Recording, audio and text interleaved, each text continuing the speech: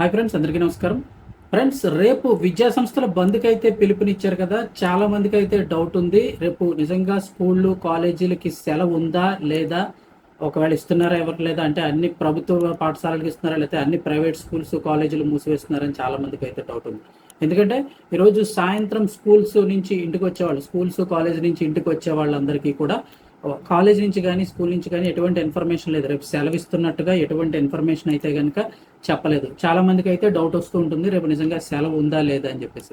దీనికి సంబంధించి అప్డేట్ చూస్తే, ఈ జంతర్ మంతర్ దగ్గర ఏదైతే నీట్ పరీక్ష పేపర్ లీకేజ్ కోసం ధర్నా అయితే చేస్తున్నారో, విద్యా సంస్థల బంద్కి అయితే రేపు పిలుపునివ్వడం ఇచ్చిన విషయం అందరికీ తెలుసు. కాకపోతే ఈ బంద్కు అయితే కనుక అన్ని విద్యా సంస్థలకు సంబంధించి అన్ని యూనియన్స్ అయితే కనుక, ఈ ఎస్ఎఫ్ఐ టైప్ యూనియన్స్ ఏవైతే ఉంటాయో అన్ని యూనియన్స్ కూడా ఈ బంద్కి అయితే మద్దతునిచ్చాయి, ఈ విద్యా సంస్థల మూసివేతకు అయితే కనుక. సో ఖచ్చితంగా రేపు అయితే సెలవు ఆల్మోస్ట్ ప్రకటించినట్టే. ఇప్పుడిప్పుడే ఈ ప్రైవేట్ స్కూల్స్కి సంబంధించి ఏవైతే ఉన్నాయో ఈ పేరెంట్స్కి అయితే కనుక మెసేజ్లు అయితే పంపిస్తున్నారు. ఒకసారి మీరు అయితే చెక్ చేసుకోండి.